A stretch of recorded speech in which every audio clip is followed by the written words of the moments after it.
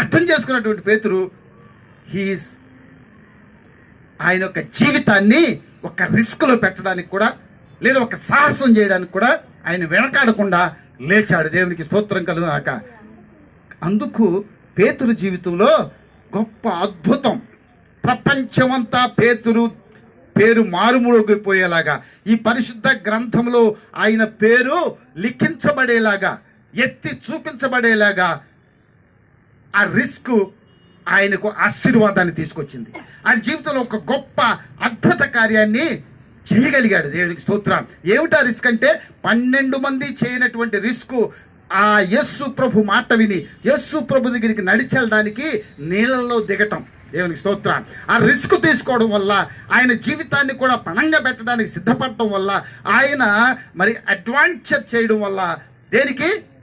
To reach Jesus, యేసు క్రీస్తుని సమీపించడానికి.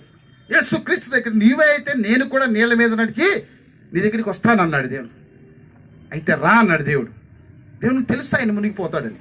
కానీ మునిగిపోయేవాడిని కూడా కాపాడగలిగినటువంటి శక్తి ఆయనకు ఉంది కాబట్టి ఆయన మనల్ని రమ్మంటాడు. ఎక్కడికి?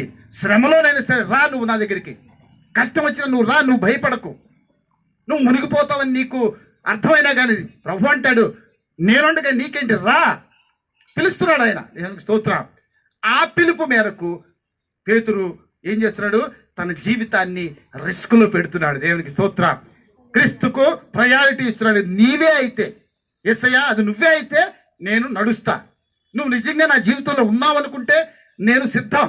ఎంతమంది చెప్పగలరు ఈ నూతన సంవత్సరంలో మీ జీవితాన్ని క్రీస్తు కోసం, ప్రభువు కోసం, నిన్ను నడిపిస్తున్న, నిన్ను కాపాడుతున్నటువంటి దేవుని కోసం మీ జీవితాలను, మీ యొక్క దేన్నైనా సరే సమర్పించడానికి, అర్పించడానికి, లేదా రిస్క్ తీసుకోవడానికి ఎంతమంది సిద్ధపడగలరు?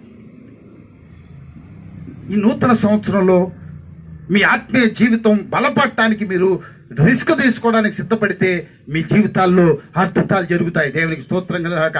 అద్భుతాలు జరిగి తీరుతాయి. గుర్తుపెట్టుకోండి ఈ మాట. మళ్ళీ మీరే December 31 మళ్ళీ ఏం చెప్పాలి? సాక్ష్యం చెప్పాలి.